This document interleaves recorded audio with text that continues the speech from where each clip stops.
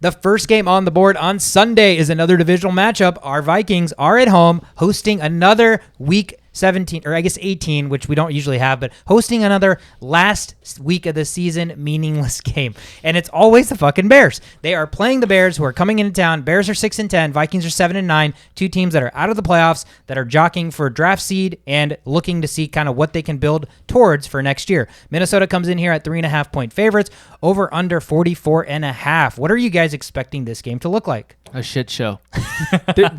You would be a fool if you thought you have a game plan and it's going to go according to that game plan, because there's no Justin Fields, right? He's on the COVID list. And it's like, why does either of these teams want to play hard? Yeah. Why? I don't know. You risk injuries? Like, do you want a worse spot on the draft? It's rivalry. I get that. They're probably going to play it out.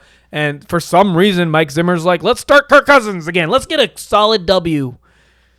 I don't get it. Dude, it's the classic, even in my worst season, I'm almost 500. You know, like that's the floor with me. So he's so hell-bent because I think he knows inevitably he's going to get fired. Yeah. So he wants to end on a win and be like, guys, my worst season, I went basically 500. This is the straw that broke the camel's back. Like, that decision literally ended Mike Zimmer's reign in the Minnesota Vikings. Because it makes no sense. It doesn't. Like, think about it like this, right? We took a good draft pick to get Mond. Yep. Right? Kellen Mond. Third round. That's important. That's no joke. Yeah.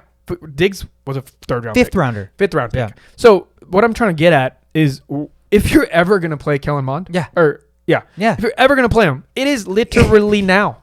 And they're like, no. So that tells me two things. Either Kellen Mond is that bad. Yeah. Which kind of seems to be a theme here. Yeah. Because during the interview, they were like, oh, are we going to see some Kellen Mond next week? And Mike Zimmer's like, I've seen enough. Yeah. He's like, I see him every day. I see him every day. And dude, okay, yeah, and that's a whole nother thing that I have such a big issue with, right? Is like the question is a very valid question, because the reporter is thinking like everybody else. Yeah. You're out of the playoffs. You have a rookie quarterback behind. We haven't even heard a lick about the guy all year. Mm-hmm. We need to know what he has, right? Mm-hmm. And so, yes, he may not be good enough and not ready, but that also probably partially falls on the backs of the Vikings, because they haven't done shit to develop him. No. Because Mike Zimmer hates the idea of a rookie quarterback coming in there and playing. You know what would be we're already at the tipping point, but the funniest thing would be if Kellen Mond is not even active on Sunday. If Sean Mannion's the backup and we have a rookie quarterback, a third rounder this year that we've seen no film on, and we don't even have him as an active player in case we want to put him in. Yeah. You know what? That's exactly what's going to happen. I know. It's just so sad. It's so backwards, and that's how you know that like this regime has reached its end. Okay, let me just give you some stats.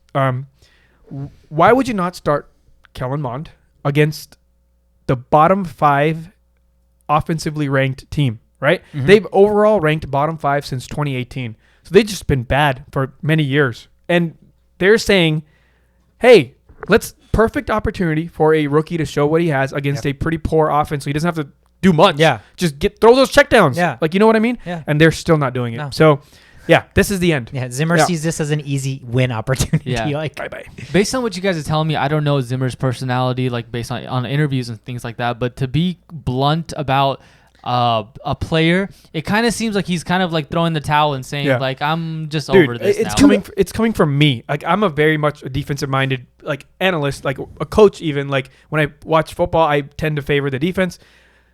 I love Mike Zimmer. You know, what he's done for all these years, like taking us to the playoffs every other year. I'm okay with that. However, these decisions that have been made recently, I can't back that up. It shows that he's selfish, right? It shows that he, even though he knows he's on his way out, he's not doing what's best for the team. Yeah. And then the last thing is, you can throw a lot of people under the bus, right? Like, there's a lot of people that can be a fault about this season, but the fact that you are that standoffish about a rookie, like, you're basically throwing Kellen Mond under the bus because he's like, I see enough of him. That's him saying he sucks. I don't want him on the field. If Kellen Mond wants like a what's it called? Like information, like if he becomes a free agent, and they want like, you know, why should we hire you, Kellen Mond? All they have to do is see that interview, and they're like, "Oh my God, we're not even going to give you an opportunity." Yeah, like he basically ended his career. He's a rookie. We haven't seen anything of him, and for him to throw a guy like that under the bus, it doesn't sit right with me at all.